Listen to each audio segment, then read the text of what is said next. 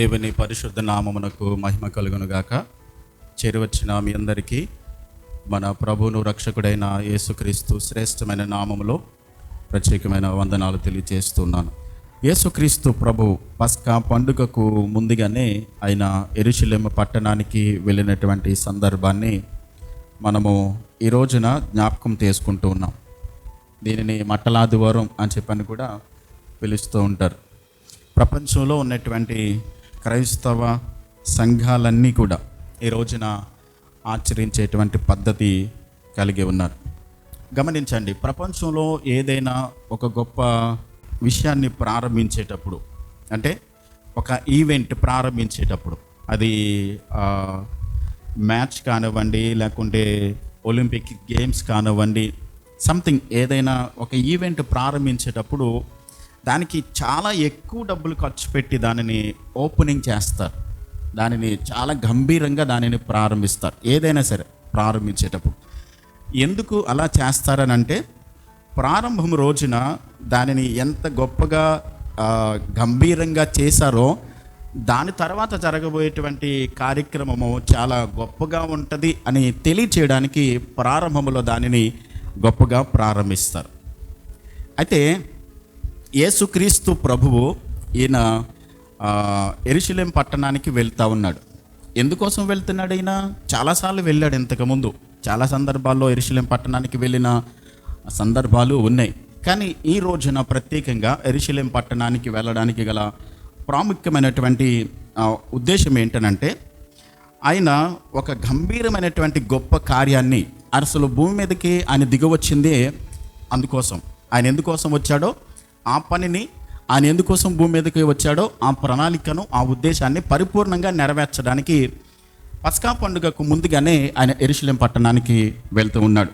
మనలందరినీ కూడా పాపము నుండి విడిపించడానికి, లేక శాపములో, అంధకారములో, చీకటిలో మరగిపోతున్నటువంటి మన జీవితాలను ప్రభువు రక్షించి విడిపించి తన బిడ్డలుగా అంగీకరించడానికి యేసుక్రీస్తు ప్రభు ఈ లోకానికి వచ్చాడన్న సంగతి అందరికీ తెలిసిన విషయమే. ఆ పని చేయడానికి ఆయన విజయోత్సవంతో అక్కడికి వెళ్తూ ఉన్నాడు. చూడండి, సర్వసాధారణంగా మంచి జరిగేదానికి, లేకుంటే మంచి కార్యం జరిగేదానికి అందరూ విజయోత్సవంతో వెళ్తారు. కానీ ఈయన వెళ్ళేది మరణించడానికి, ఈయన వెళ్ళేది ప్రాణం పెట్టడానికి, ఈయన వెళ్ళేది కొరడా దెబ్బలు, సమస్యలను అనుభవించడానికి విజయోత్సవంతో వెళ్తూ ఉన్నాడు ఈయన. నిజానికి శిలువ కార్యం అన్నది చాలా విజయానికి సంకేతంగా కనబడుతోంది. పాపములో, శాపములో, మరణాంధకారములో, సాతాను బంధకాల చేత బంధింపబడి విడుదల లేక, విమోచన లేక, ఇక శాపగ్రస్తమైనటువంటి జీవితాన్ని కొనసాగిస్తున్న సర్వ మానవాళ్ళందరినీ కూడా విడిపించి వారికి విజయాన్ని ఇవ్వడానికి, అంటే ఒక విజయ సంకేతాన్ని ఆయన ప్రారంభించడానికి ఈయన విజయోత్సవంతో అక్కడికి వెళ్తున్నట్లుగా మనం చూస్తున్నాం. మరొక మాట ఏంటంటే, యెరూషలేము పట్టణానికి యేసుక్రీస్తు ప్రభు వెళ్ళటంలో ప్రాముఖ్యమైన ఉద్దేశం మనం అర్థం చేసుకోవాల్సింది ఏంటంటే, ఈయనలో ఒక ప్రాముఖ్యమైన ధైర్యాన్ని మనం చూస్తూ ఉన్నాం. ఒక ధైర్యంతో వెళ్తూ ఉన్నాడు ఆయన. ఎందుకని? ఆయనకి తెలుసు ఆయనను కొరడాలతో కొడతారని, ఆయనకి తెలుసు వ్యతిరేకతలు అక్కడ ఉంటాయని, ఆయనను సిలువకు అప్పగిస్తారని తెలిసినప్పటికీ కూడా ఆయన వెళ్తున్నాడని అంటే ఈయన ఖచ్చితంగా ధైర్యంతో ఆయన వెళ్తున్నట్లుగా మనం చూస్తూ ఉన్నాం. ఈ సందర్భాన్ని సువార్తలో రాసినటువంటి సువార్తికులు, మత్తయి సువార్త 21వ అధ్యాయంలో మత్తయి గారు రాశాడు. మత్తయి సువార్త రాసినటువంటి మత్తయి గారు ఎందుకు మత్తయి సువార్తలో రాశాడనంటే, ఆయన ప్రాముఖ్యంగా యూదులకు రాస్తూ ఉన్నాడు. మత్తయి సువార్త యూదులకు రాసేటప్పుడు యూదులకు ఒక ఆచారం ఏంటంటే, ఒక విషయాన్ని, ఒక సందర్భాన్ని ఏదైనా వ్రాసినట్లయితే, మాట్లాడినట్లయితే వాళ్ళు ఎక్కువగా ఆలోచించేది ఏంటంటే, పాత నిబంధన గ్రంథంలో ఉన్నటువంటి ప్రవక్తల గురించి వాళ్ళు ఎక్కువగా ప్రాధాన్యత ఇస్తారు యూదులు. ఒకవేళ ఒక వ్యక్తి గురించి మాట్లాడారు అనుకోండి, ఆ వ్యక్తి గురించి పాత నిబంధన గ్రంథంలో ప్రవచించారా, ప్రవక్తలు మాట్లాడారా, ఆయన గురించి ఏమైనా మాట్లాడారా అన్నట్టుగా ప్రవచనాలను ఎత్తి వాళ్ళు ఎక్కువగా ఆలోచిస్తారు. అందుకని పాత నిబంధన గ్రంథంలో ఉన్నటువంటి ప్రవచనాలను ఎత్తి చూపి యూదులకు మత్తయి గారు రాశాడు. మత్తయి సువార్త 21వ అధ్యాయంలో. మార్కు సువార్త ఈయన నిజానికి పేతురు గారు చెప్తూ ఉన్నప్పుడు మార్కు గారు రాశారు. ఈ మార్కు సువార్త రోమీలకు రాశాడు ఈయన. రోమీలకు రాసేటప్పుడు రోమీలు ఎక్కువగా దేనిని గురించి ఆలోచిస్తారనంటే, ఏదైనా సరే అధికారము, గొప్ప పొజిషను, గొప్ప హోదా, అధికారంలో ఉన్నటువంటి వ్యక్తిత్వాన్ని గురించి వాళ్ళు ఎక్కువగా ఆలోచిస్తుంటారు. యేసుక్రీస్తును రోమీలకు మార్కు గారు పరిచయం చేస్తూ ఏమని రాస్తున్నాడనంటే, యేసుక్రీస్తు ఈయన రాజులకు రాజు, ఈయన ప్రభువులకు ప్రభువు, ఈయన సర్వాధికారం కలిగిన వాడు, అయినప్పటికీ కూడా దీనుడుగా తాను తగ్గించుకుని భూమి మీదకు వచ్చాడు అని తెలియచేయడానికి, రోమీలకు ఆయన గొప్ప నాయకుడు అని తెలియచేయడానికి 11వ అధ్యాయంలో ఈయన రాశాడు. లూకా సువార్త రాసినటువంటి లూకా, ఈయన గ్రీకు డాక్టర్ అయిన ఈయన అన్యజనులకు రాశాడు. అన్యజనులకు ఈ లూకా సువార్త 19వ అధ్యాయంలో ఈయన ఈ సందర్భాన్ని ప్రస్తావిస్తూ ఆయన ఎందుకు రాశాడనంటే, అంటే యేసుక్రీస్తు భూమి మీదకు వచ్చాడు, ఆయన ఏ సందర్భాల్లో ఏ పట్టణాలకు వెళ్ళాడు, ఏ ప్రాంతాలకు వెళ్ళాడు, ఏవే విషయాలు చేశాడు, అక్కడ ఏమేమి జరిగినాయి అని చెప్పని హిస్టారికల్గా ఆయన ప్రూఫ్స్ చూపిస్తూ ఆయన ఇదంతటిని కూడా లూకా సువార్తలో అన్యజనులకు యేసుక్రీస్తుని గురించి వారికి పరిచయం చేయడానికి ఆయన రాశాడు. యోహాను సువార్త రాసినటువంటి యోహాను గారు, ఆయన యోహాను సువార్త 12వ అధ్యాయంలో ఆయన ఈ సందర్భాన్ని గురించి రాశాడు. యేసుక్రీస్తు దేవుని కుమారుడిగా, మనుషుని కుమారుడిగా రుజువులతో కూడినటువంటి వాక్య భాగాన్ని ఆయన యోహాను సువార్తలో రాశాడు. దీన్ని అసలు మట్టల ఆదివారం అని ఎందుకు పిలుస్తారు అని అంటే, ఈ 4 సువార్తల్లోనూ కూడా ఈ సందర్భం రాయబడింది, కానీ అన్ని సందర్భాల్లో కూడా మట్టలు పట్టుకుని వెళ్ళినట్లుగా ఎక్కడ రాయబడలేదు. కేవలం యోహాను గారు మాత్రమే యోహాను గారు రాశాడు. 12వ అధ్యాయం 13వ వచనంలో వారు ఖర్జూరపు మట్టలు పట్టుకుని ఆయనను హోసన్నా హోసన్నా అని చెప్పని పాటలు పాడుకుంటూ వెళ్తున్నప్పుడు ఆ సందర్భాన్ని ఆయన యోహాను గారు ఒక్కడే రాశాడు. లూకా గారు కానీ, మార్కు కానీ, మత్తయి కానీ రాయలేదు. అయితే ఆ సందర్భాన్ని కోట్ చేసుకుంటూ దీనికి దారి పొడుగున వాళ్ళు బట్టలు పరిచి, చెట్లు కొమ్మలు నరికి ఆయన గాడిద మీద వెళ్తూ ఉన్నప్పుడు ఇదంతా చేశారు కాబట్టి దాని గురించి ఆ పేరు ఖరారు చేశారు. ప్రాముఖ్యంగా ఇక్కడ యెరూషలేము పట్టణానికి వెళ్ళడంలో ఆయన ప్రాముఖ్యమైన ఉద్దేశం ఏంటో మనం ముందుగానే మాట్లాడుకున్నాం.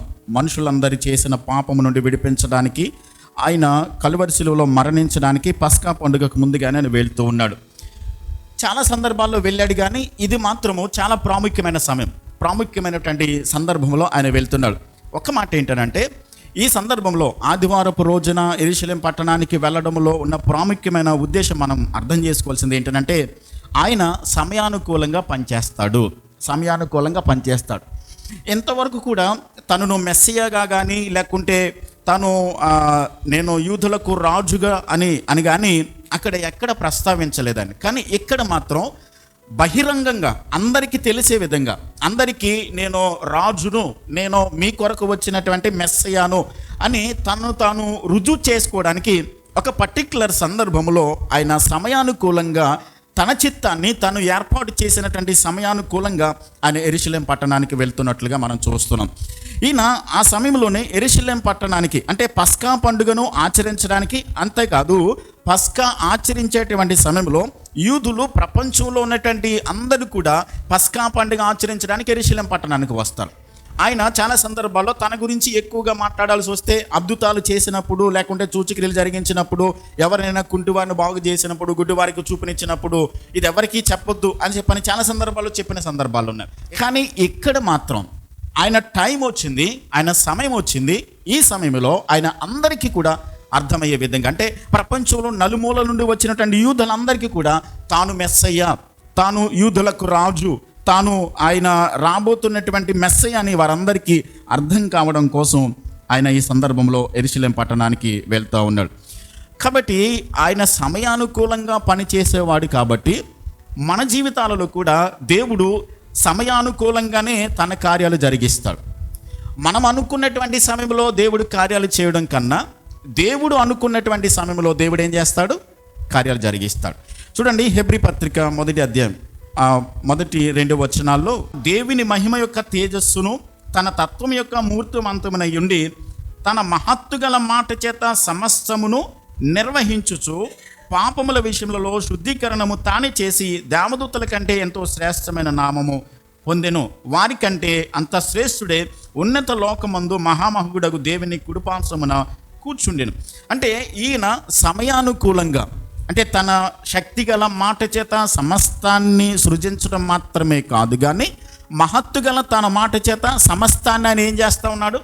నిర్వహిస్తున్నాడు. అంటే ఆయన నిర్ణయించినదే, ఆయన ఉద్దేశించినదే, ఆయన సంకల్పించినదే మానవుల జీవితాల్లో జరుగుతుంది అన్న సత్యాన్ని మనం గమనించాలి. దేవుడు ఒక సమయాన్ని నిర్దేశించాడు, ఒక సమయాన్ని మన జీవితాలలో ఆయన ఉద్దేశించాడు. కాబట్టి ప్రతిదీ కూడా ఆయన చిత్తానుసారంగా జరుగుతూ ఉంటుంది. చూడండి, యేసుక్రీస్తు ప్రభు ఆయన కానా వివాహానికి వెళ్ళాడు. యోహాను సువార్త 2వ అధ్యాయంలో వివాహానికి పిలువబడ్డారు అందరూ కూడా. అక్కడ ద్రాక్షరసం అయిపోయినప్పుడు ఆయన తల్లి అయినటువంటి మరియ అంటుంది, ద్రాక్షరసం అయిపోయింది అని చెప్పాను అన్నప్పుడు ఆయన పలికిన మాట ఏంటంటే, అమ్మ నా సమయం ఇంకా రాలేదు, నా సమయం ఇంకా రాలేదు. అంటే ఆయనంటూ ఒక సమయాన్ని నిర్దేశించాడు, ఆయనంటూ ఒక ప్రత్యేకమైనటువంటి ఒక గడియను ఆయన నిర్ణయించాడు. దాని ప్రకారమే ఆయన చేస్తాడు అన్న సత్యాన్ని వాక్యంలో మనం చూస్తున్నాం. అంతేకాదు, యేసుక్రీస్తు ప్రభు భూమి మీదకి రావడానికి కూడా ఆయన ఒక సమయాన్ని నిర్దేశించుకున్నాడు. గలతీ 4:4 మనం చదువుకుంటాం. అయితే కాలము పరిపూర్ణమైనప్పుడు దేవుడు తన కుమారుని భూమి మీదకి ఏం చేశాడు? ఆయన పంపించాడు. యెరూషలేము పట్టణానికి చాలా సందర్భాల్లో వెళ్ళాడు, కానీ ఈ సందర్భంలో పర్టికులర్గా వెళ్ళడానికి గల ప్రాముఖ్యమైన ఉద్దేశం ఏంటంటే, తనను తాను రాజుగా, తనను తాను మెస్సియాగా అందరికీ కనపరుచుకోవడానికి ఆయన టైం ప్రకారం, సమయం ప్రకారం ఆ పట్టణానికి ఆయన వెళ్తున్నట్లుగా మనం చూస్తూ ఉన్నాం. కాబట్టి ఆయన నిర్దేశించినటువంటి ప్రతిదీ కూడా మన జీవితాలలో జరుగుతుందన్న సత్యాన్ని మనం గమనించాలి. ప్రసంగి గ్రంథం 3వ అధ్యాయం 11వ వచనంలో, దేని కాలమునందు అది చక్కగా నుండినట్లు సమస్తమును ఆయన నియమించి ఉన్నాడు, ఆయన శాశ్వత కాల జ్ఞానమును నరుల హృదయం అందుంచి ఉన్నాడు, కానీ దేవుడు చేయి క్రియలను పరిశీలనగా తెలుసుకుంటకు అది చాలదు. దేని కాలమందు అది చక్కగా ఉండాలని సమస్తమును దేవుడు ఏం చేశాడు? నిర్ణయించాడు, నియమించాడు. ఆయన నియమించినట్లుగే సమస్తమును కూడా జరుగుతుంది. 135వ కీర్తన సామ్ 135:6లో, సామ్స్ 135:6లో 135వ కీర్తన 6వ వచనంలో కూడా ఇలా వ్రాయబడింది. 135వ కీర్తన 6వ వచనం, ఆకాశమందును భూమి యందును సముద్రముల యందును మహాసముద్రములన్నిటి యందును ఆయన తనకిష్టమైనదంతయో ఏం చేస్తున్నాడు? ఆయన ఆకాశమందు, భూమి యందు, మహాసముద్రాల యందు కూడా ఆయనకి ఇష్టమైనది ఆయన చేస్తూ ఉన్నాడు. ఆదికాండం 1-2 అధ్యాయాల్లో దేవుడు ఏం చేశాడంటే సృష్టిని అంతటిని చేశాడు కదండి. ఇది కలుగుగాక, ఇది కలుగుగాక అంటే అన్ని కలిగినాయి. ఆకాశంలో పక్షులు కలుగుగాక అంటే ఆకాశంలో పక్షులు కలిగినాయి. భూమి మీద జంతువులు కలుగుగాక అంటే దేవుడు భూమి మీద జంతువులు కలుగ చేశాడు. జలచరములను నీటిలో కలుగాక అని చెప్పాను. ఏది ఎక్కడ ఉండాలో అన్నది దేవుడు నియమించాడు, దేవుడు నిర్ణయించాడు. అది అలాగే జరుగుతుంది. ఇప్పుడు జలచరములన్నీ కూడా, చేపలన్నీ కూడా, మేము చాలా సంవత్సరాల తరబడి నీటిలోనే ఉన్నాము, మేము ఒడ్డు మీదకి వచ్చేస్తామని చెప్పాను, భూమి మీదకి వచ్చినాయి అనుకోండి, ఏమవుద్ది? చచ్చిపోతాయి కదా. దేవుడు ఆకాశమందును, భూమి అందును, మహాసముద్రం ఏది ఎక్కడ ఉండాలనేది ఆయన నిర్ణయించాడు. ఆయన సమయం ప్రకారం, ఆయన నిర్ణయించినటువంటి దాని ప్రకారం అన్నీ కూడా అదే ప్రకారం జరుగుతున్నది. ప్రసంగి గ్రంథం 7వ అధ్యాయం 13వ వచనంలో, దేవుని క్రియలను ధ్యానించుము, ఆయన వంకరగా చేసిన దానిని ఎవడు దానిని నిలువ చేయగలడు? వంకరగా చేశాడు ఒక దానిని దేవుడు వంకరగా చేసిన దాన్ని నిలువుగా చేయాలని మనం ప్రయత్నం చేస్తే జరగదు, అవ్వదు. దేవుడు ఎలా ఉండాలని నిర్ణయించాడో ఆయన సమయం ప్రకారం సమస్తాన్ని ఆయన జరిగిస్తూ ఉన్నాడు. ఐజియా 14:27లో, యెషయా గ్రంథము 14వ అధ్యాయం 27వ వచనం, ఈ మాట అందరూ చదువుదాం. యెషయా గ్రంథము 14వ అధ్యాయము 27వ వచనం, సైన్యములకు అధిపతియగు యెహోవా దాన్ని నియమించి ఉన్నాడు, రద్దుపరచగలవాడెవడు? ఆయన బాహువు చాచిన వాడు ఆయనే, దానిని త్రెప్పగలిగిన వాడెవడు? ఇక్కడ మాట సెలవిస్తూ ఉన్నాడు ప్రభు. సైన్యములకు అధిపతి యెహోవా ఆయన సెలవిచ్చి ఉన్నాడు, దానిని రద్దు చేయగలిగిన వాడెవడు? లేనేలేదు. ఆయన సమయాన్ని ఫిక్స్ చేస్తే, ఒక మాట చెప్పమంటారా, ఈ రోజున మన జీవితాలలో దేవుడు ఎన్నో కార్యాలు చేయాలని, లేకుంటే దేవుడు మన జీవితాలలో ఎన్నో అద్భుతాలు జరిగించాలని దేవుడు మన జీవితాల్లో ప్రభు సన్నిధిలో మనం ప్రార్థన చేస్తూ ఉన్నాం. కొన్ని ప్రార్థనలకు సమాధానాలు వస్తున్నాయి, కొన్ని ప్రార్థనలకు సమాధానం రావట్లేదు. ఎందుకంటారు? ఆయన ఇంకా దానిని ఆమోదించలేదు. ఆయన ఇంకా సెలవు ఇయ్యలేదు. సైన్యములకు అధిపతికి యెహోవా సెలవిచ్చి ఉన్నాడు, దానిని రద్దుపరచగలిగిన వాడు ఎవ్వడు లేనేలేడు. కాబట్టి ఆయన సెలవిచ్చిన మాట, ఆయన ఆజ్ఞాపించినటువంటి కట్టడ ఆజ్ఞ ప్రకారం సమస్తము జరుగుతుంది.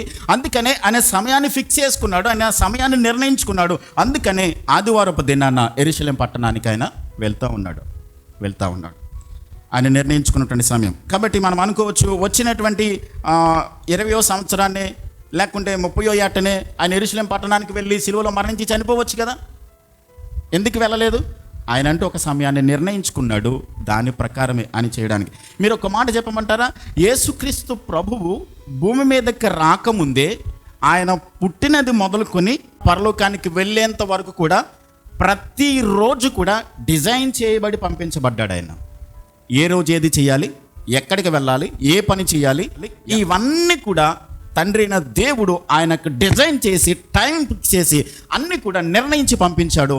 అందుకనే గెత్సేమనే తోటలో ఆయన ప్రార్థన చేస్తాడు, తండ్రి నీ చిత్తమైతే ఈ గిన్నె నా యొద్ద నుండి తొలగించు, అయినను నా చిత్తం కాదు, నువ్వు ఎలాగైతే డిజైన్ చేసావో, ఎలాగైతే నిర్ణయించావో, ఎలాగైతే దానిని ఆమోదించావో దాని ప్రకారమే జరిగించు ప్రభు అని చెప్పని తనను తాను దేవుని చిత్తానికి యేసయ్య అప్పగించుకున్నాడు. యేసయ్య అప్పగించుకున్నాడు. ఆయన సమయానుకూలంగా పనిచేసేటువంటి దేవత దేవుడు. యెరూషలేం పట్టణానికి వెళ్ళడానికి గల ప్రాముఖ్యమైన కారణం ఏంటనంటే ఆయన సమయానుకూలంగా వెళ్తూ ఉన్నాడు. సరే, రెండవది ఏంటంటే, మొట్టమొదటిది ఆయన సమయానుకూలంగా పనిచేస్తాడు. రెండవది ఆయన మీరు శిష్యులతో చెప్తా ఉన్నాడు, ఎదుటనున్న గ్రామంలోకి వెళ్ళండి, వెళ్ళిన తర్వాత అక్కడ కట్టబడినటువంటి గాడిద ఉంటుంది, గాడిదను గాడిద పిల్లను కూడా తీసుకొస్తా ఉన్నారు. ఆయన చెప్తున్న మాట ఏంటనంటే, యెరూషలేం పట్టణానికి వెళ్ళండి, కట్టబడిన గాడిద ఉంటుంది, ఒకవేళ ఎవరైనా మిమ్మల్ని ఇది ఎందుకు విప్పుతున్నారు అని అడిగితే ఇది ప్రభువు కావాలని చెప్పండి అన్నారు. చాలామంది ప్రపంచంలో ఇక్కడ ఆయన ఏమన్నాడంటే ప్రభువుకు కావాలి అని అన్నాడు. అంటే తనను తాను దేవునిగా చెప్పుకుంటున్నాడు. చాలామంది అడుగుతారు, బైబిల్లో యేసు ప్రభు దేవుడని ఎక్కడైనా చెప్పుకున్నాడని. ఇక్కడ చెప్తున్నాడు ఆయన ప్రభువుకు కావాలంటే ఆయన దేవుడని తన నోటుతోనే అని చెప్తూ ఉన్నాడు. ఇది ప్రభువుకు కావాలి అని చెప్పని మీరు చెప్పగానే వాళ్ళు ఏం చేస్తారు, తోలుకిని వెళ్ళండి అని చెప్పని చెప్తా ఉన్నాడు. ఈయనకి ఎలా తెలుసు? ఎగ్జాక్ట్గా ఈయన ఏదైతే చెప్పాడో అదే జరిగింది. అక్కడ కట్టబడిన గాడిద ఉంటుందని ఈయనకి తెలుసు. అంతేకాదు అక్కడికి వెళ్ళి దాన్ని విప్పుతున్నప్పుడు మిమ్మల్ని వచ్చి అడుగుతారు, క్వశ్చన్ చేస్తారని చెప్పని ప్రభు చెప్పాడు. అంతేకాదు దానిని ఇది ప్రభువు కావాలని చెప్పగానే పంపిస్తారని కూడా చెప్పేశాడు ఆయన. అంటే ఈయన సమస్తమును ఎరిగిన సర్వజ్ఞాని అయిన దేవుడు, సమస్తమును ఎరిగినటువంటి సర్వజ్ఞాని అయిన దేవుడు. మనము ఈయన పరిచర్యలో ఉన్నప్పుడు ఒక్కొక్క సందర్భంలో కపెర్నహూము అనేటువంటి ప్రాంతంలో ఆయన దేవుని వాక్యాన్ని ప్రకటిస్తున్నప్పుడు సుంకర్లు అనేటువంటి వాళ్ళు పన్నులు వసూలు చేస్తారు కదా. ఆ సుంకర్లు ఒక్కొక్క దినాన్న యేసు ప్రభు దగ్గరికి వచ్చి ఆయన ప్రసంగం చేస్తూ ఉన్నాడు. చాలామంది జనాలు మూగి ఉన్నారు. అయితే పేతురు ఆయన శిష్యులు బయట ఉన్నారన్నమాట. బయట ఉన్నప్పుడు పేతురుని అడిగారనమాట, మీ బోధకుడు పన్ను చెల్లించడా అని చెప్పని అని అడిగినప్పుడు ఆయన ఎందుకు కడతాడని చెప్పని పేతురు చెప్పాడు. చెప్పిన తర్వాత యేసు ప్రభు దగ్గరికి వచ్చి సుంకరులు వచ్చారు, పన్ను కట్టమని అడుగుతున్నారు అని చెప్దామని యేసు ప్రభు దగ్గరికి వెళ్తా ఉన్నాడు జనాలు తప్పించుకుంటూ. ఇంకా పేతురు నోరు విప్పి ఆ విషయాన్ని ఇంకా చెప్పలేదు. మీరు మత్తయి సువార్త 17వ అధ్యాయం 24-25 వచనాల్లో మనం చదువుకుందాం. ఒకసారి చూడండి. అక్కడ వారు కపెర్నహూమునకు వచ్చినప్పుడు అరశకేలు అను పన్ను వసూలు చేయవారు పేతురు వద్దకు వచ్చి, మీ బోధకుడు అరశకేలు ఈ అరశకేలు చెల్లింపడని అడుగగా చెల్లించనను. అతడు ఇంటిలోనికి వచ్చి మాటలాడక మునిపే యేసు ఆ సంగతి ఎత్తి, సీమోను నీకేమి తోచుచున్నది? భూరాజులు సుంకర్లను పన్నులను ఎవరి యొద్ద వసూలు చేదురు? కుమారుల యొద్దనా అన్యుల యొద్దనా అని అడిగాను. అతడు అన్యుల యొద్దనే అని చెప్పగా యేసు, అలాగైతే కుమారులు స్వతంత్రులే, అయినను మనము వారికి అభ్యంతరము కలుగ చేయకుండానట్లు నీవు సముద్రమునకు పోయి గాలము వేసి మొదట పైకి వచ్చు చేపను పట్టుకుని దాని నోరు తెరచిన ఎడల 1 షెకేలు దొరుకును, దానిని తీసుకుని నా కొరకును నీ కొరకును వారికి ఇమ్మని అతనితో చెప్పాను. పేతురు ఇంకా ప్రస్తావించలేదు, ఆ విషయాన్ని ఇంకా మాట్లాడలేదు.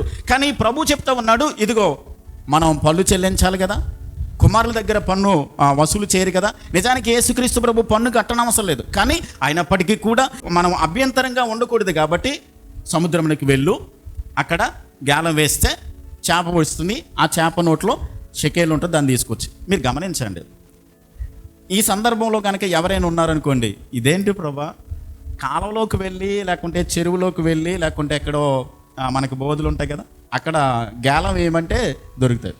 అంత విస్తారం అంటే సముద్రంలో గాలం వేస్తే పోనీ చేపలే వచ్చింది అనుకుందాం. కానీ ఈ షెకేలు ఆ చేప నోటులో ఉన్న చేపే వచ్చి పట్టుకుంటుందని గ్యారంటీ ఏముందా?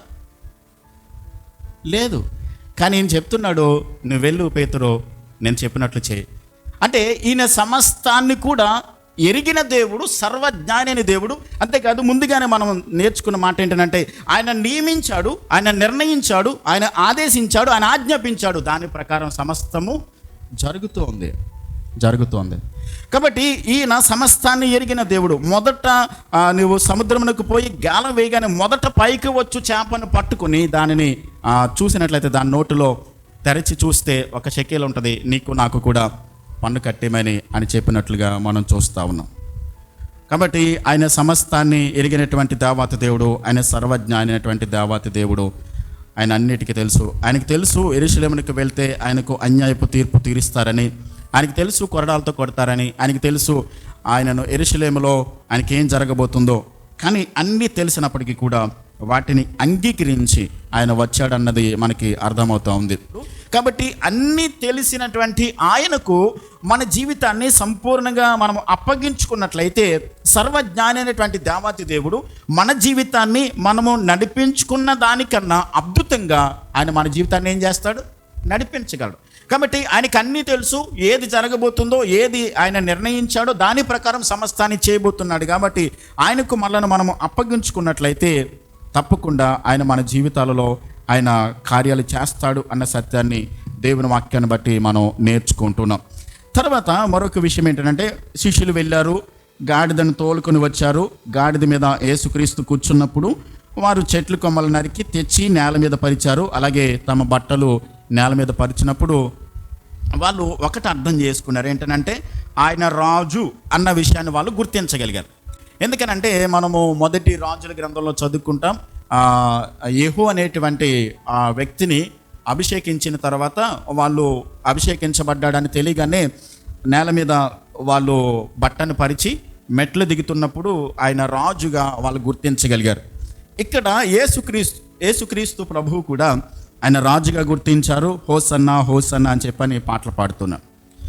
పాటలు పాడుకుంటూ వెళ్తున్నప్పుడు ఇక్కడ రెండు గుంపులు చూస్తాం. మనం చూసినట్లయితే చూడండి 35వ వచనంలో, లూకాసు వార్త 19వ అధ్యాయము, లూకాసు వార్త 19వ అధ్యాయము 35వ వచనాన్ని ఒకసారి చదువు. తరువాత వారు యేసునొద్దకు దాన్ని తోలుకుని వచ్చి ఆ గాడిద పిల్ల మీద తమ బట్టలు వేసి యేసును దాని మీద ఎక్కించి ఆయన వెళ్ళుచుండగా తమ బట్టలు దారి పొడుగున పరిచిరి. ఒలీవల కొండ నుండి దిగు చోటికి ఆయన సమీపించినప్పుడు శిష్యుల సమూహమంతయు సంతోషించుచు, ప్రభు పేరట వచ్చు రాజు స్తుతింపబడుగాక, పరలోకమందు సమాధానమును సర్వోన్నతమైన స్థలములలో మహిమయు ఉండేగాక అని తాము చూచిన అద్భుతములన్నిటిని గూర్చి మహాశబ్దంతో దేవుని స్తోత్రము చేయసాగిరి. 39వ వచనములో, ఆ సమూహములో ఉన్న కొందరు పరిసయ్యులు, బోధకుడా నీ శిష్యులను గద్దింపుమని ఆయనతో చెప్పగా ఆయన వారిని చూచి, మీరు ఊరకుండిన ఎడల ఈ రాళ్ళు కేకలు వేయనని మీతో చెప్పుచున్నాను నేను. చూడండి, ఇక్కడ మనం చూస్తూ ఉన్నాం రెండు రకాలైనటువంటి గ్రూపులు. ఎలాగంటే ఒక గ్రూప్ ఏమో చూడండి ప్రభువును స్తుతిస్తూ ఉన్నారు, ఆరాధిస్తున్నారు, హోసన్న జయము అని చెప్పని దేవునికి స్తోత్రనాదాలు చెల్లిస్తూ దేవునిని మహిమపరుస్తూ దేవునిని ఆరాధిస్తున్నారు. కానీ మరొక గుంపు, పరిసయ్యుల గుంపు, వాళ్ళు ఏం చేస్తూ ఉన్నారు? ఇలా ఆరాధించడం, ఇలా ప్రభువును స్తుతించడం వాళ్ళకి నచ్చట్లేదు, ఇష్టపడట్లేదు. ప్రభువును సంతోషంతో వాళ్ళు కొనియాడుతున్నప్పుడు, స్తుతిస్తూ ఉన్నప్పుడు, వీళ్ళ మత్సరముతో నిండుకొని ఆయనను ఆరాధిస్తున్నప్పుడు ఆ ఘనత ప్రభుకు దక్కుతుందని వాళ్ళకు దక్కలేదని వాళ్ళు ఏమీ అనలేక ప్రభుతో అంటున్నారు, వీళ్ళను సైలెంట్గా ఉండమని చెప్పవయ్యా. ప్రభుని అంటున్నారు శిష్యులను గద్దించమని. గమనించాలి, మనం ఎక్కడున్నప్పటికీ కూడా మన జీవితాలలో ఇలాంటి టూ గ్రూప్స్ మనకి ఎదురవుతుంటారు. మనకు అపోజిషన్ ప్రతి చోట కూడా ఉంటుంది. మనము దేవుని నమ్మామంటే అందరూ మనల్ని ఇష్టపడేవారు, మనల్ని ప్రేమించేవారు ఉండరు, మనకు శత్రువులు కూడా ఉంటారు కదండి. రెండు గ్రూపులు ఉంటారు. ఇక్కడ దేవుని కొరకు యథార్థంగా, నీతిగా, భక్తిగా, పరిశుద్ధంగా జీవించినట్లయితే మనల్ని ప్రేమించేవారు కొంతమంది ఉంటారు. అదే సందర్భంలో మనం దేవుని కొరకు నీతిగా, న్యాయంగా, యథార్థంగా బ్రతుకుతున్నందుకు మనల్ని వ్యతిరేకించే వాళ్ళు కూడా ఖచ్చితంగా ఉంటారు. ఇక్కడ అదే జరుగుతుంది. యేసుక్రీస్తు ప్రభువును శిష్యులు లేకుంటే అక్కడ ఉన్నటువంటి కొంతమంది ప్రభువుని ఆరాధిస్తున్నారు, ప్రభువుని స్తుతిస్తూ ఉన్నారు. హోసన్నా జయమన్. హోసన్నా అనే మాటకు అర్థం ఏంటంటే మమ్మలను రక్షించు, మమ్మలను ఈ రోమా అధికారం నుండి, అంటే యూదులందరూ కూడా రోమా ప్రభుత్వం కింద అధికారం కింద వాళ్ళు నలిగిపోతూ ఉన్నారు. అయితే వాళ్ళ అధికారం నుండి మమ్మల్ని విడిపించు, నీవు రాజుగా మాకుండి మాకు ఈ పరిస్థితులన్నిటిని కూడా సెట్ చేయమని చెప్పని వాళ్ళు హోసన్నా జయము, సేవజ్, మమ్మలను రక్షించు, మమ్మల్ని కాపాడు, రోమీల యొక్క అధికారం నుండి మమ్మల్ని కాపాడమని చెప్పని వాళ్ళు అంటున్నారు. మీరు గమనించండి, ఇదే గ్రూప్, ఇదే ప్రజలు, ఏ ప్రజలైతే ప్రభును స్తుతించారో, ఏ ప్రజలైతే మట్టలు పట్టుకుని హోసన్నా జయము, ఆ ప్రభు నామమున వచ్చేటువంటి రాజు స్తుతింపబడుగాక అని చెప్పినటువంటి ఈ ప్రజలే జస్ట్ 4 రోజుల తర్వాత అదే నోటుతో వాళ్ళు ఏమన్నారు? సిలువేయండి, సిలువేయండి అని అన్నారు. అదే ప్రజలు, అదే గ్రూప్. అంటే వాళ్ళ యొక్క విశ్వాసాన్ని కూడా మీరు ఆలోచన చేస్తే వాళ్ళది ఊగిసలాడే విశ్వాసంలా కనబడుతుంది. ఒకప్పుడు ప్రభుని స్తుతించడం, ఒకప్పుడు ప్రభు మాకు వద్దు అని చెప్పని ఆయన సిలువేయమన్నారు. గమనించాలి, మనకెప్పుడు 2 సంబంధించినటువంటి గ్రూపులు ఉంటాయి. ఒకళ్ళు మనం ప్రేమించే వాళ్ళు ఉంటారు, శత్రువులు ఉంటారు. అదే సందర్భంలో మన విశ్వాసం ఎలా ఉన్నది అన్నది ఒక్కసారి మళ్ళీ మనం చెక్ చేసుకోవాలి. పరిస్థితులు బాగున్నప్పుడు ఒకలాగా, పరిస్థితులు మంచిగా సజావుగా కొనసాగుతున్నప్పుడు ఒకలాగా, ప్రతికూలంగా ఉన్నప్పుడు మరొక విధంగా కాదు. అన్ని సందర్భాల్లో ప్రభువును మనం పట్టుకుని విడిచిపెట్టుకోకుండా ఆయనను మాత్రమే మనము వెంబడించే వారమై ఉండాలి. ఇక్కడ ప్రభు చెప్తున్న మాట ఏంటంటే, ఒకవేళ మీరు మౌనంగా ఉంటే కనుక ఈ రాళ్ళు కేకలు వేస్తాయి అని చెప్పని ఆయన మాట్లాడినట్లుగా మనం చూస్తూ ఉన్నాం. ఇంతవరకు 2 విషయాలు మనం నేర్చుకున్నాం. మొట్టమొదటిది, ఆయన సమయానుకూలంగా పనిచేసేవాడు. రెండవది, ఆయన సర్వజ్ఞాని అయినటువంటి దేవాతి దేవుడు. ఏం జరగబోతుందో, ఏమి ఆయన నిర్ణయించాడో, ఆయన సమస్తం ఆయనకి తెలుసు. కాబట్టి మనము దేవునికి అప్పగించుకుంటే దేవుడు తప్పకుండా మన జీవితాన్ని ఆయన నడిపించుకుంటూ వెళ్తాడు. మూడవది ఏంటంటే, ఆయన మాట తప్పని దేవుడు.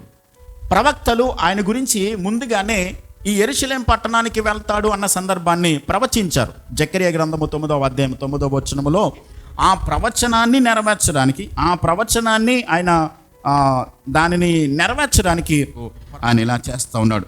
అయితే ఆయన యెరూషలేం పట్టణానికి వెళ్తున్నప్పుడు ఒక పని జరిగింది. 41వ వచనం చూద్దాం. లూకాసు వార్త 19వ అధ్యాయం 41వ వచనం.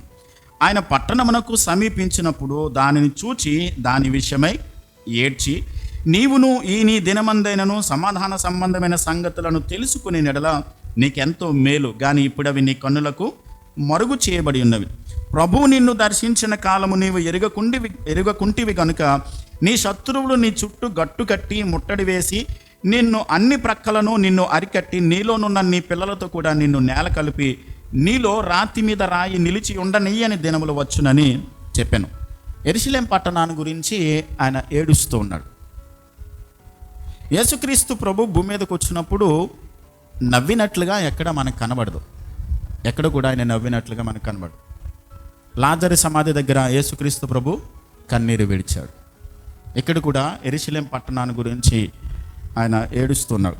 ఒక్క మాట, ఈయన గురించి చెప్పబడిన మాట ఒకసారి చదువు. యెషయా గ్రంథం 53వ అధ్యాయము ఐజియా 53:3లో, అతడు తృణీకరింపబడిన వాడును, ఆయను మనుషుల వలన విసర్జింపబడిన వాడిగాను, వ్యసనాక్రాంతుడుగాను, వ్యాధిని అనుభవించిన వాడిగాను, మనుషులు చూడనల్లని వాడిగాను ఉండేను. ఈయన గురించి ప్రవచించిన ప్రవచనాల్లో వ్యసనాక్రాంతుడు, ఆయన దుఃఖపడినట్లుగా మనం చూస్తున్నాం. అంటే ఆయన దుఃఖపడినటువంటి ఆయన ఏడ్పుకు, ఆయన ఏడ్చినటువంటి ఈ యొక్క ఏడ్పుకు ఒక ప్రాముఖ్యమైన కారణం ఉంది. యేసుక్రీస్తు ఈయన సిలువలో వేలాడినప్పుడు కూడా ఆయన ఏడవలేదు.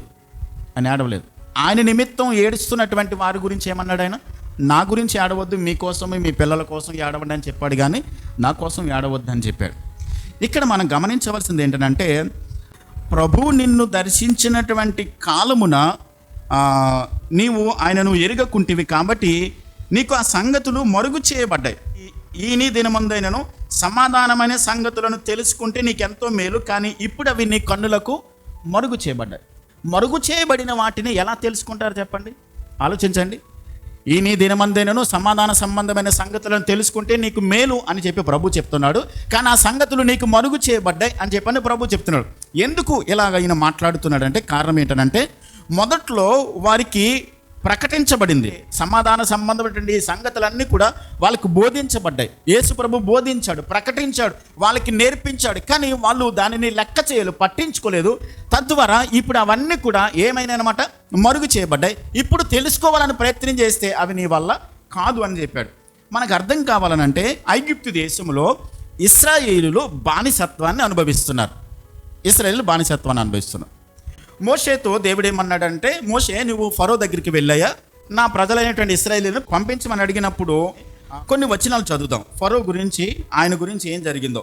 అంటే ఈ సమాధానమైన సంగతులు మరుగు చేయబడ్డాయి కాబట్టి వాటిని అర్థం చేసుకోవడం నీ వల్ల కాదని ప్రభు చెప్పడంలో ఈ సందర్భాన్ని ఒకసారి ఆలోచన చేస్తే మనకి క్లియర్గా అర్థమవుతుంది. నిర్గమకాండము 8వ అధ్యాయం 15వ వచనాన్ని చదువుదాం. ఫరో ఉపశమనము కలుగుట చూచి యెహోవా సెలవిచ్చినట్టు తన హృదయమును ఏం చేశాడు? ఆయన దేవుడు కఠినపరిచాడా, ఫరో కఠినపరుచుకున్నాడా? ఫరోయే తన హృదయాన్ని కఠినపరుచుకున్నాడు, వారి మాట వినకపోయాను. 8వ అధ్యాయం 32వ వచనం. అయితే ఫరో ఆ సమయము కూడా తన హృదయమును కఠినపరుచుకుని జనులను పోలిని అన్నాడని. ఇక్కడ 2 సందర్భాలు మనం చూసినట్లయితే ఫరో తన హృదయాన్ని, అంటే మోషే నీటిని రక్తంగా మార్చినప్పుడు, కప్పలు రప్పించినప్పుడు, పేలు రప్పించినప్పుడు ఫరో ఏం చేశాడనంటే హృదయాన్ని కఠినపరుచుకున్నాడు. తర్వాత ఏం జరిగిందో తెలుసా? తన హృదయాన్ని కఠినపరుచుకున్నాడని చెప్పి 10వ అధ్యాయం 20వ వచనం చదువుదాం. 10వ అధ్యాయం 20వ వచనం. అయినను యెహోవా ఫరో హృదయమును ఏం చేశాడు? ఆయన ఎవరు కఠినపరిచారు? దేవుడి కఠినపరిచాడు. 10వ అధ్యాయం 27వ వచనం. అయితే యెహోవా ఫరో హృదయమును కఠినపరపగా, యెహోవా ఏం చేశాడు? ఫరో హృదయాన్ని కఠినపరిచాడు. అలాగే 11వ అధ్యాయం 10వ వచనం, 11:10. మోషే అహరోనులు ఫరో ఎదుట ఈ మహత్కార్యములను చేసిరి, అయినను యెహోవా ఫరో హృదయమును కఠినపరపగా అతడు తన దేశం నుండి ఇశ్రాయేలీయులను పోనీయలడా. 2 సందర్భాల్లో తన హృదయాన్ని తానే ఏం చేశాడు? కఠినపరుచుకున్నాడు. ఇంకా తాను కఠినపరుచుకోవడం చూసి దేవుడు కూడా ఏం చేశాడు? ఫరో హృదయాన్ని కఠినపరిచాడు. మీకు అర్థం కావాలనంటే, సపోజ్ చిన్న పిల్లోడు ఉన్నాడండి, క్యాండిల్ వెలిగించారు, అక్కడ పెట్టారు, ఏదో తెల్లగా ఉంది బాగుందని చెప్పని పట్టుకోవడానికి వెళ్తున్నారు. మీరేం చేస్తారు? వెనక లాగుతారు. మొదటిసారి వెళ్ళాడు, లాగారు. రెండోసారి వెళ్ళాడు, మళ్ళీ వెనక్కి రాగారు. ఇంకా 4వసారి వెళ్తున్నప్పుడు మీరు ఏం చేస్తారు? పట్టుకోరు, వదిలేస్తారు. వెళ్ళి ఇంకా నువ్వు వెళ్తానన్నాగా వెళ్ళు. అలాగే జరుగుతుంది ఇక్కడ. ఫరో తన హృదయాన్ని తానే కఠినం చేసుకున్నాడు. ఇక దేవుడు ఈయన కఠినపరుచుకోవడాన్ని బట్టి దేవుడే ఏం చేశాడని అంటే తన హృదయాన్ని దేవుడే కఠినపరచడం చూశాడు. యెరూషలేము పట్టణాన్ని గురించి కూడా ఆయన ఏడుస్తూ ఏం చెప్తున్నాడనంటే, ఈ నీ దినమందైనను సమాధానమైన సంగతులను నేను తెలుసుకున్న ఎడల నీకు మేలు కలుగుతుంది, కానీ అవి నీకు ఇప్పుడు ఏం చేయబడ్డాయి? మరుగు చేయబడ్డాయి. అంటే గతంలో యెరూషలేము పట్టణానికి దేవుడు క్షేమ సంబంధమైనటువంటి క్షేమాన్ని కలిగించేటువంటి విషయాలు వాళ్ళు మార్పు చెందడానికి దేవుడు చాలాసార్లు అవకాశం ఇచ్చాడు, కానీ దాన్ని వాళ్ళు వినలేదు. కాబట్టి ఇంకా ఏం చేశాడు? మరుగు చేశాడు. ఇంకా తెలియకూడదు. ఒక మాట చెప్పమంటారా? దేవుడు ఒక మనిషిని శిక్షించడంలో ఉన్నటువంటి ఒక భాగం ఏంటంటే, బారుకురు అనేటువంటి ఒక ఆయన ఏమంటాడంటే, ఒక వ్యక్తికి తెలియాల్సినటువంటి మర్మాలు తెలియచేయకోకుండా ఆయన సత్యాన్ని మరుగు చేసేయడమే శిక్షలో ఒక భాగం అంటాడు. ఇప్పుడు మార్పు చెందడానికి మనం చూస్తాం, ఒక్క పూట కూటి కొరకు తన జ్యేష్ఠత్వపు హక్కును అమ్మివేసినటువంటి యాసావు వంటి భ్రష్టుడైనను వ్యభిచారి అయినను ఉండినేమో మిమ్మల్ని మీరు జాగ్రత్తగా చూసుకునండి. తాను మారు మనసు పొందని అవకాశం కొరకు ప్రయత్నం చేశాడు, కానీ ఇంకా అది అతనికి దొరకక త్రోసివేయబడ్డాడు. అంటే అతనికి మార్పు చెందడానికి అవకాశం ఇవ్వబడిందా? ఇవ్వబడింది. దాన్ని వినియోగించుకున్నాడా? వినియోగించుకున్నాడు. కాబట్టి అతనికి ఇంకా అవకాశం తీసివేయబడి. దేవుడు కూడా మనకు కూడా అవకాశాలు ఇస్తాడు మార్పు చెందడానికి. మనం కూడా దేవుని దగ్గరికి రావడానికి మనతో మాట్లాడతాడు, హెచ్చరిస్తాడు, ఎన్నోసార్లు గద్దిస్తాడు, ప్రేమతో బ్రతిమలాడతాడు. ఇక కాదు అని అనుకుంటే దేవుడు ఏం చేస్తాడంటే, రోమపత్రిక 1వ అధ్యాయం 29వ వచనంలో, దేవునికి వారి హృదయములలో చోటు అనొల్లకపోయారు కనుక దేవుడే వారిని తీసుకుని వెళ్ళి ఏం చేస్తాడు? భ్రష్ట మనసుకు దేవుడే అప్పగించేస్తాడు. ఇంకా ఇక్కడ మనకు అర్థమవుతుంది ఏంటంటే, యెరూషలేము పట్టణాన్ని గురించి ఆయన కన్నీరు కార్చి ఏడవడంలో ప్రాముఖ్యమైన ఉద్దేశం ఏంటంటే, నీకు ఎన్నోసార్లు హెచ్చరింపబడ్డది. కోడి తన రెక్కల చాటున తన పిల్లలను కాయునట్లుగా ఎన్నోసార్లు నేను ప్రయత్నం చేశాను, కానీ నువ్వు దానిని తృణీకరించావు. ఎగ్జాక్ట్గా యేసు ప్రభు ఏ ప్రవచనం అయితే చెప్పాడో, క్రీస్తు శకం 70వ సంవత్సరంలో, రాతి మీద రాయి నిలిచి ఉండకోకుండా నిన్ను పడగొట్టి పూర్తిగా ధ్వంసం చేయబడుతుంది అనేటువంటి ప్రవచనాన్ని చెప్పాడు. క్రీస్తు శకం 70వ సంవత్సరంలో టైటస్ అనేటువంటి రాజు వచ్చి యెరూషలేము పట్టణాన్ని మొత్తం పూర్తిగా నేలమట్టం చేసేసాడు. నేలమట్టం చేసేసాడు. కేవలం పూర్తిగా నాశనం చేయడం మాత్రమే కాదు, కొంతమందిని బానిసలుగా తీసుకుని వెళ్ళిపోయాడు తన దేశానికి. ఎందుకో తెలుసా? సర్కస్లో ఒక వీళ్ళని వాడుకోవడానికి, అంతేకాదు వాళ్ళను కొంతమందిని ఈ యొక్క సింహాలు ఉండేటువంటి ఆ యొక్క గ్రౌండ్లోకి వదిలేసి, సింహాలను వదిలేసి వాళ్ళను అవి పీక్కుని తింటూ ఉన్నప్పుడు చూసి ఆనందించడానికి ఒక సర్కస్లో ఒక బొమ్మలాగా వాడుకోవడానికి చాలామందిని తీసుకుని వెళ్ళిపోయాడు. ఈ జరగబోయే సందర్భము యేసు ప్రభుకు తెలుసు కాబట్టి, ఆయన సర్వజ్ఞాని అయిన దేవుడు కాబట్టి అని చెప్తున్నాడు. ఆ పట్టణం నిమిత్తమై ఆయన ఏం చేశాడు? ఏడ్చాడు. మనం అర్థం చేసుకోవాల్సిన సత్యం ఏంటంటే, దేవుడు ఎన్నోసార్లు మనతో మాట్లాడుతున్నా, దేవుడు ఎన్నో సందర్భాల్లో మనలతో ఆయన హెచ్చరించిన, అది వినకపోతే ప్రభు చెప్పినట్లుగానే సరిగ్గా అదే కూడా మన జీవితాలలో జరుగుతుంది. అలా చెప్పి ఆయన దేవాలయంలో ప్రవేశించాడు. ఆయన దేవాలయమును శుద్ధి చేశాడు. ఆయన దేవాలయాన్ని ఏం చేశాడు? శుద్ధి చేశాడు. ఆయన దేవాలయం శుద్ధి చేయడంలో అన్యులు ఉండేటువంటి ఒక ఆవరణం ఉంటుంది, యూదులు ఉండేటువంటి ఆవరణం, స్త్రీలు కూర్చునేటువంటి ఆవరణం, అలాగే యాజకులు కూర్చునేది, ప్రధాన యాజకులు కూర్చునేటువంటి ప్లేసెస్ ఉంటాయి, గదుల కింద ఉంటుంది అనమాట, హాల్స్ కింద. ఇప్పుడు ఇక్కడ వ్యాపారం ఎక్కడ చేస్తున్నారంటే, అన్యజనులు వచ్చి ఎక్కడైతే ప్రభువుని ఆరాధిస్తారో ఆ ప్రదేశంలో వీళ్ళు రోకలు మార్చడం, గొర్రెలు మేకలు అమ్మడం, ఇవన్నీ కూడా చేస్తూ ఉన్నారు. ఇవన్నీ చేస్తూ ఉన్నప్పుడు ప్రభువు ఏం చేశాడనంటే 45-46 వచనం చదువుదాం చూడండి. లూకాసు వార్త 19వ అధ్యాయము 45-46 వచనం. ఆయన దేవాలయంలో ప్రవేశించి అందులో విక్రమము చేయు వారితో, నా మందిరము ప్రార్థనా మందిరము అని వ్రాయబడి ఉన్నది, అయితే మీరు దానిని దొంగల గుహగా చేస్తారని చెప్పి వారిని వెళ్ళగొట్టనారంభించాను. ఇక్కడ దేవాలయంలో ప్రజల చేత ఆరాధింపబడేటువంటి ప్రభువు ప్రజల్ని ఏం చేస్తా ఉన్నాడు? ఈయన బయటికి తోసేస్తున్నాడు, వెళ్ళగొట్టుతున్నాడు, బయటికి పంపించేస్తున్నాడు. దేవాలయంలో మనుషుల చేత, ప్రజల చేత ఆయన ఆరాధింపబడవలసిన ఆయన, ఈ ప్రజలు ఎవరైతే ఈ అన్యులు కూర్చునేటువంటి స్థలంలో వ్యాపారం జరుగుతున్నప్పుడు, దోపిడీ జరుగుతున్నప్పుడు, దానిని వాళ్ళు ఇష్టానుసారంగా దానిని వాళ్ళు దేవుని యొక్క మహిమ కొరకు కాకోకుండా దేవుని నామాన్ని ఆరాధించడానికి, ప్రార్థించడానికి బదులుగా అక్కడ దానిని దొంగల గుహగా మార్చేసినందుకు ప్రభు వాళ్ళందరినీ కూడా ఏం చేస్తూ ఉన్నాడు? బయటికి అయినా పంపించేస్తూ ఉన్నాడు. దేవునిలో ఉన్నటువంటి గుణ లక్షణాలు మనము ఏం చేస్తామనంటే, దేవుడు ప్రేమ గలవాడు, దేవుడు కృప గలవాడు, దేవుడు జాలి గలవాడు, దేవుడు కనికరం గలవాడు అని చెప్పి మనం అనుకుంటాం. కానీ ఆయనలో ఉన్నటువంటి మరొక లక్షణం ఏంటంటే, ఆయన పరిశుద్ధుడు, ఆయన నీతి న్యాయములు కలిగిన వాడు, పాపమును చూసి అక్రమమును చూసి ఆయన ఎన్నడూ కూడా సహించే దేవుడు కానే కాదు. ఆయన చేత ఆరాధింపబడేటువంటి ప్రజల చేత కొనియాడబడవలసినటువంటి ఆయన, ఏ ప్రజలైతే ఆయనను ఆరాధించకుండా దానిని వ్యాపారపు టిల్లిగా, దొంగల గుహగా, అక్రమము చేసేటువంటి స్థలంగా మార్చేశారో అక్కడ ఆయన కోపపడుతున్నాడు. ఇక్కడ ఆయన తన ఆగ్రహాన్ని చూపిస్తూ ఉన్నాడు. ఆయన ఎంతో కోపాన్ని బయలుపరిచినట్లుగా మనం చూస్తూ ఉన్నాం. ఒక మాట చదువుదాం. ఈయన 2 సందర్భాల్లో యెరూషలేము దేవాలయాన్ని శుద్ధి చేశాడు. 2 సార్లు వెళ్ళాడు ఆయన దేవాలయానికి. అక్కడ 2 సందర్భాలు ఆయన శుద్ధి చేశాడు. యోహాను సువార్త 2వ అధ్యాయంలో ఇది మొదటిసారి వెళ్ళినప్పుడు ఆయన శుద్ధి చేసినటువంటి సందర్భం.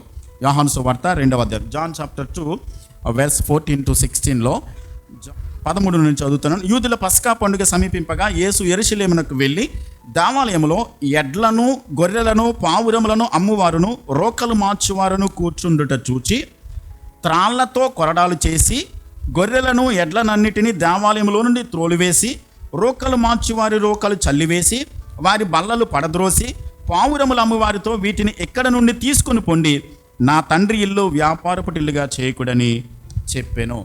ఇక్కడ గమనించాలి, ప్రభు చాలా తీవ్రంగా కోపపడుతున్నాడు. ఇక్కడ ఆయన ఎలా కోపపడుతున్నాడు తెలుసా? త్రాళ్లతో కొరడాలైన ఆయనే చేశాడు. ఒక చోట కూర్చుని తాళ్ళు తీసుకుని కొరడాలు పేనుతూ ఉన్నాడు. అంటే ఆయనకి ఎంత ఆగ్రహం, ఎంత కోపం ఉందో చూడండి. అప్పుడప్పుడు మనం పిల్లలను కొట్టేటప్పుడు చక్కగా చెక్కుకొని పట్టుకొస్తాం స్టిక్స్, కర్రలు, ఎదురు బద్దలో లేకుంటే ఏదైనా చింత కర్రలు తీసుకుని దాన్ని చక్కగా చెక్కి పట్టుకొస్తాం. ఆ చెక్కడంలోనే అర్థమైపోతుంది మనకి పిల్లల మీద మనకి కోపం చేయాలని మన ఉద్దేశం ఉందన్నది. ప్రభు ఈ త్రాళ్ళు పేనుతూ ఉన్నాడు. పేనుతూ కోపంలో కూడా ప్రభువు ఎంతగా తను సమన్వయంగా ఆయన కోపాన్ని చూపిస్తున్నాడు. అంటే కొరడాలు ఎందుకు చేశాడు? ఎవరిని కొట్టడానికి? ఎవరిని కొట్టడానికి? ఎడ్లను, గొర్రెలను, మేకలను ఏం చేశాడు? తోలు వేయడానికి. మనుషులను కొట్టడానికి కాదు, మనుషులను కొట్టడానికి కాదు.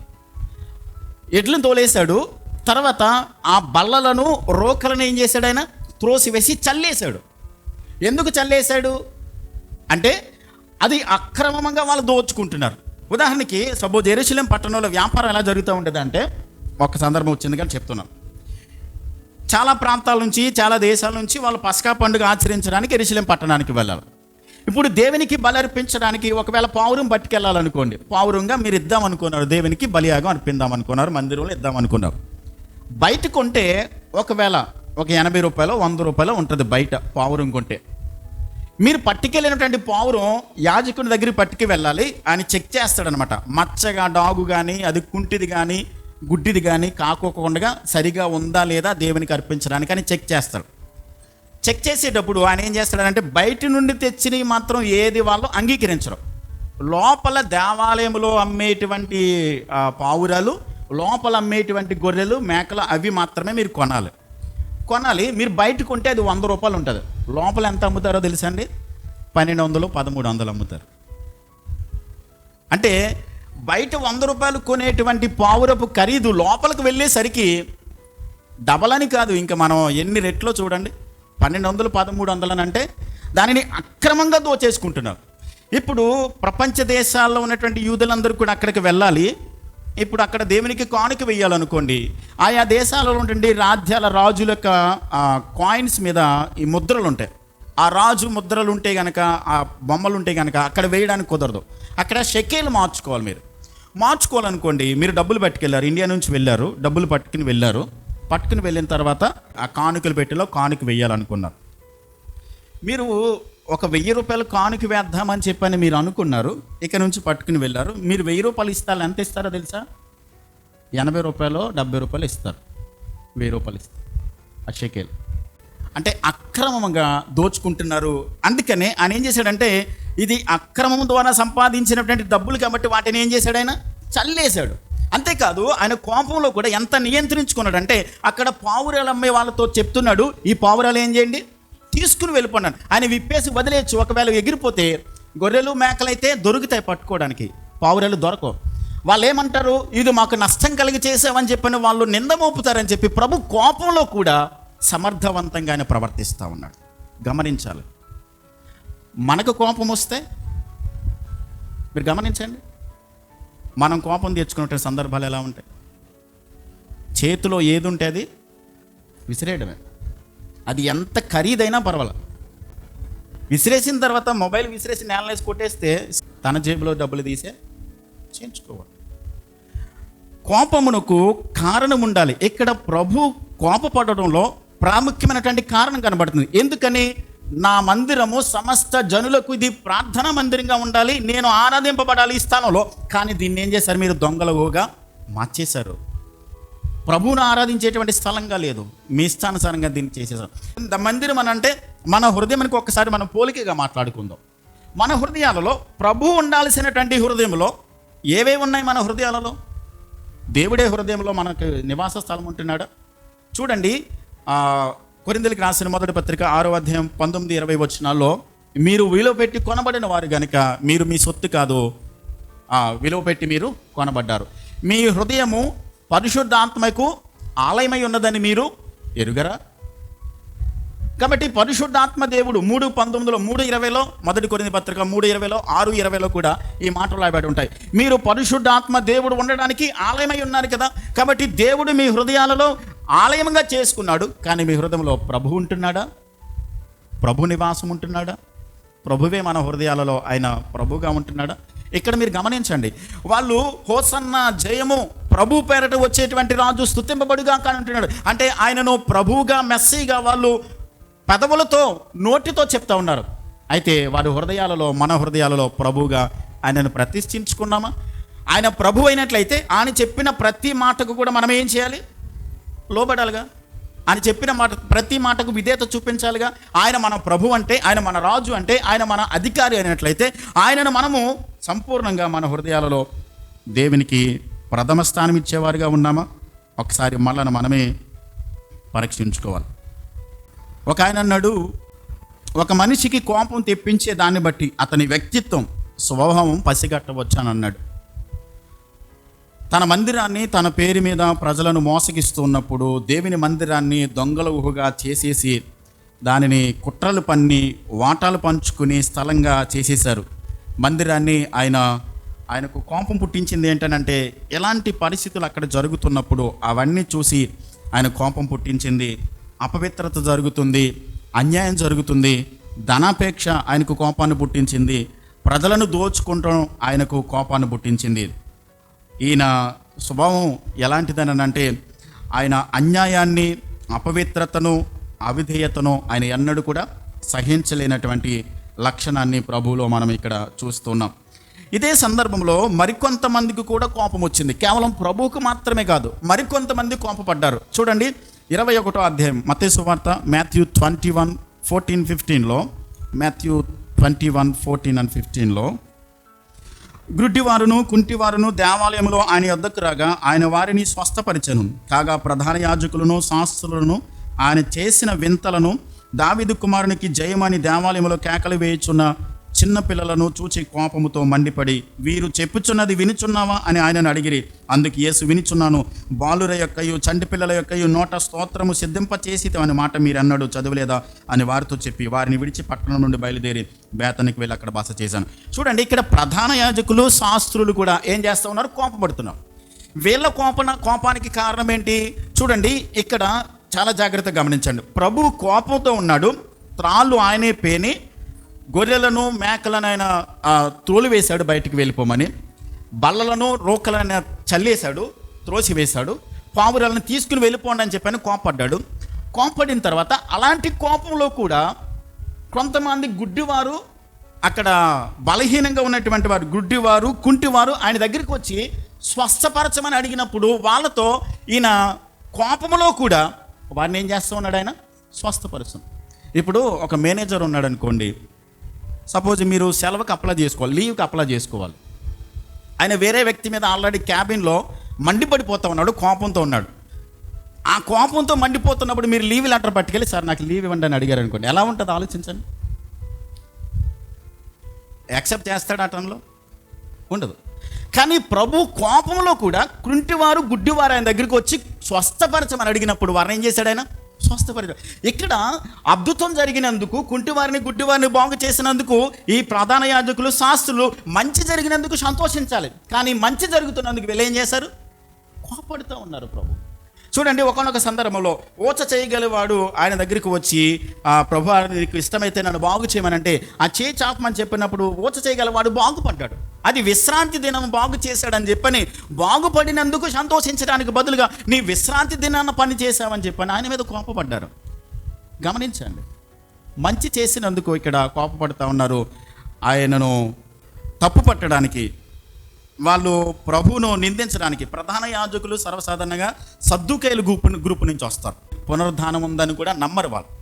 వీళ్ళు ఏం చేస్తారంటే రోమపట్టణంలో ఉన్నటువంటి కైసరికి లంచాలు ఇచ్చి ఈ ప్రధాన యాజకత్వపు ఉద్యోగాన్ని వాళ్ళు కాపాడుకుంటూ వస్తారనమాట. ఈ వ్యాపారం అంతా కూడా ప్రధాన యాజకుల యొక్క ఆధీనంలో జరుగుతూ ఉంటుంది. ఈ గువ్వలు అమ్మేటువంటి చూడండి, ఇక్కడ పావురాలను, అక్కడ ఎడ్లను, ఆ రోకలన్నీ త్రోసేశాడు కదా. ఇప్పుడు వాళ్ళకి ఏం జరిగింది? అక్కడ నష్టం కలిగింది. అందుకని వాళ్ళకి నష్టం కలిగింది కాబట్టి, వాళ్ళకి బాధ కలిగింది కాబట్టి, వాళ్ళ వ్యాపారానికి ఈయన అడ్డుపడుతున్నాడు కాబట్టి, అందుకని ఆయనను ఏమంటున్నారంటే ఆయనను కొంతమంది బాగుపడి స్వస్థత పొందినందుకు వాళ్ళు కోపడుతూ ఉన్నారు. కాబట్టి మనము ఆలోచించాలి. ఆయన కోపపడుతున్నప్పటికీ కూడా ఆయన వ్యక్తిత్వం మనకు అర్థమవుతూ ఉంది. ఎలా ఉంటుందని అంటే, ఇక్కడ పరిస్థితి చూసినప్పుడు ఒకవేళ ఎవరైనా చాలా అనారోగ్యంతో, చాలా బాధతో, చాలా అనారోగ్యంతో హాస్పిటల్కి వెళ్ళారు, పాపం అక్కడ ట్రీట్మెంట్ తీసుకున్నారు, బాగుపడ్డారు, సంతోషంగా వెళ్ళిపోతున్నారు. చాలా కష్టంలో వచ్చారు, వెళ్ళిపోతున్నప్పుడు ఏ సంబంధం లేని వారైనప్పటికీ కూడా వాళ్ళ హాస్పిటల్ నుంచి బాగుపడి వెళ్తూ ఉంటే ఏం చేస్తారు? మంచిదేనండి, మంచి జరిగిందండి, పాపం బాగుపడ్డారు అని చెప్పని సంతోషించడానికి బదులుగా బాగు చేసినందుకు డాక్టర్ మీద కోపపడితే అలా ఉన్నట్టుంది. ఇక్కడ ప్రభు వాళ్ళని స్వస్థపరుస్తుంటే, వాళ్ళని బాగు చేస్తూ ఉంటుంటే సంతోషించడానికి బదులుగా వాళ్ళు ప్రభు మీద కోపడుతూ ఉన్నారు. మన కోపం ఎలాంటిదో ఒక్కసారి మనల్ని మనమే చెక్ చేసుకోవాలి.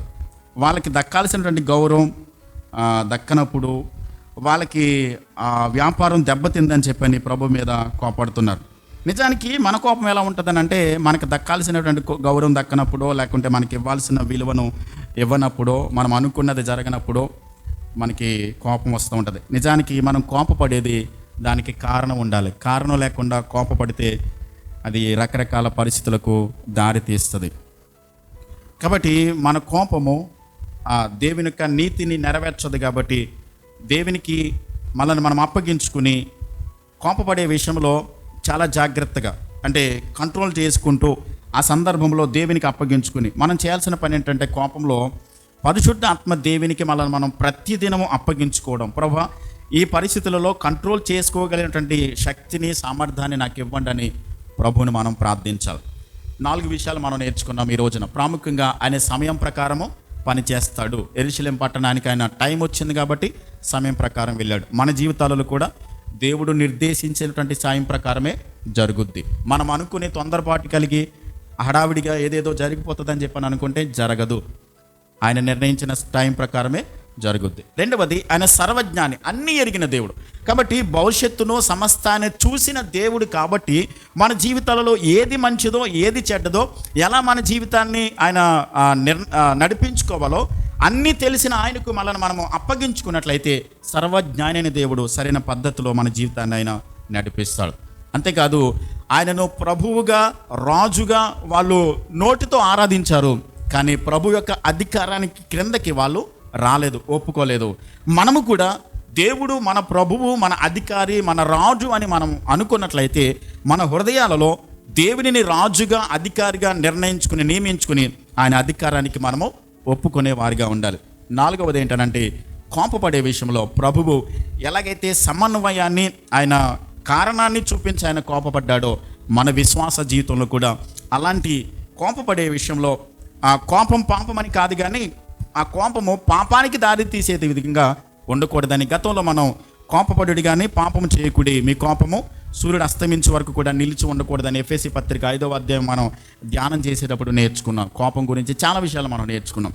కాబట్టి ప్రభు ఇక్కడ కోపపడుతున్నది ఎందుకనంటే, ఆయన మందిరాన్ని, ఆయన ఆరాధించేటువంటి, ఆయనను స్తుతించేటువంటి, ఆయనకు ఎప్పుడు కూడా స్తుతియాగము వెళ్ళేటువంటి, ప్రార్థనా ధూపం వెళ్ళేటువంటి ఆయన మందిరములో వ్యాపారపుటిలుగా అక్రమము, అన్యాయము, అపవిత్రత జరుగుతుంది. ఆయన కోపానికి కారణం ఉంది. కాబట్టి మన విశ్వాస జీవితంలో కూడా మనం కోపపడేటప్పుడు అది కారణం ఉందా లేదా అన్నది ఒక్కసారి మనల్ని పరీక్షించుకొని కంట్రోల్ కలిగి, పాపమునకు దారి తీసేదిగా కాకుండా కంట్రోల్ చేసుకుని దేవుని చిత్తానికి అప్పగించుకుని ఆ విధంగా నడుచుకునే వారిగా ఉండాలని దేవుని వాక్యాన్ని బట్టి హెచ్చరిక చేయబడుతున్నాం. తలలో వంచండి, కళ్ళు మూయండి, ప్రార్థన చేద్దాం. చెప్పబడిన వాక్యాన్ని జ్ఞాపకం చేసుకుని ఈ మట్టల ఆదివారపు దినాన ప్రభువు సమయానుకూలంగానే ఆయన యెరూషలేము పట్టణానికి వెళ్ళాడు. ఆయనకు జరగబోయే పరిస్థితులన్నీ కూడా ఆయనకి తెలిసినప్పటికీ కూడా ఆయన సమస్తాన్ని ఎరిగిన దేవుడిగా ఆయన సిద్ధపాటు కలిగి వెళ్ళాడు. ఆయన మన జీవితాలలో నిర్ణయించినదే ఆయన సమయానుకూలంగా ఆయన కార్యాలు చేస్తాడు.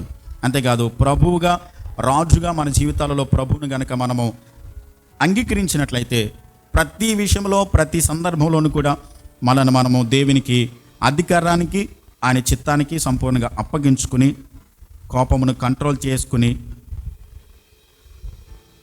జాగ్రత్త కలిగి ఉండడానికి తీర్మానించుకుందాం. ప్రార్థన చేద్దాం. ప్రేమ కలిగిన మా ప్రియ పరలోకపు తండ్రి, మీ శ్రేష్టమైన నామమునకు స్తోత్రాలు. మట్టల ఆదివారపు దినాన్న యెరూషలేము పట్టణానికి మీరు వెళ్ళారు. మీకు తెలుసయ్యా ఏం జరగబోతుందో. అక్కడ అన్యాయపు తీర్పు తీర్చి చేయనటువంటి నేరాలను మోపి ప్రభువా సిలువకు అప్పగించినట్లుగా అక్కడ జరగబోతుందని మీకు తెలిసినప్పటికీ కూడా మీరు వెళ్ళారు. ఎందుకంటే మమ్మల్ని పాపము నుండి విడిపించడానికి, శాపము నుండి, నాయనా దోషము నుండి మమ్మల్ని విడుదల కలిగి చేసి మీ బిడ్డలుగా, మీ సొత్తుగా అంగీకరించడానికి ప్రభువా మీ కృపను మాపై చూపినందుకు మీకు స్తోత్రాలు. పస్కా పండుగ ఆచరించడానికి ముందుగా మీరు యెరూషలేము పట్టణానికి వెళ్ళిన రోజును మేము జ్ఞాపకం చేసుకుంటున్నాం. యెరూషలేము పట్టణాన్ని గురించి మీరు దుఃఖపడ్డారు, ఏడ్చారు ప్రభువా. దానికి సంభవింపబోయేటువంటి పరిస్థితిని మీరు ముందుగానే ఎరిగిన దేవుడు కాబట్టి ప్రభువా మీరు దుఃఖపడ్డారు. ఎలాగైతే మీరు చెప్పారో అదేవిధంగానే పట్టణానికి సంభవించినట్లుగా మేము చరిత్రలో చూస్తున్నాం. ప్రభువా మీరు మాకు బయలుపరిచినటువంటి సత్యాలను మేము అర్థం చేసుకుంటూ మీరు మాతో ఏదైతే మాట్లాడుతున్నారో ఆ మాటలకు పరిపూర్ణంగా లోబడడానికి, విధేయత చూపించడానికి మాకు సహాయం చేయండి ప్రభా. మీరు చెప్పినప్పుడు, మీరు మాకు బోధించినప్పుడు, మీరు ప్రేమతో మమ్మల్ని బ్రతిమలాడుతూ మాకు నేను బోధ చేస్తున్నప్పుడు వినకపోతే వాటిని మీరు మరుగు చేస్తారన్న సత్యాన్ని మేము ఈ సందర్భాన్ని బట్టి మేము అర్థం చేసుకుంటున్నాం. మీరు కనుక సత్యాన్ని ప్రభా మరుగు చేస్తే, దాచిపెట్టేస్తే ఇంకా దాన్ని తెలుసుకోవడం ఎవరి తరం కాదు ప్రభా. అవకాశం ఇచ్చినప్పుడే మార్పు చెందమని, నాయన మార్చుకోమని పద్ధతిని మీరు మమ్మల్ని హెచ్చరిస్తున్నప్పుడే విధేయతతో మీ పాద సన్నిధికి వచ్చి ఒప్పుకొని విడిచిపెట్టి పరిపూర్ణంగా మీకు అప్పగించుకుని మీ చిత్తాన్ని చేయడానికి కృపనివ్వండి, దయ చూపించండి ప్రభా. ఈ ప్రార్థనలో ఏకీభవిస్తున్న ప్రతి ఒక్కరిని ఆశీర్వదించండి, దీవించండి, మీ కృపలో కాపాడి మీ నామానికి మహిమ తెచ్చుకుని వాక్యానుసారంగా మా విశ్వాస జీవితాన్ని కట్టుకోవడానికి, మీకు అప్పగించుకోవడానికి మీ కృపా సమాధానం మాకందరికీ అనుగ్రహించమని యేసుక్రీస్తు నామములో ప్రార్థించి వేడుచున్నాను మా పరమ తండ్రి. ఆమేన్.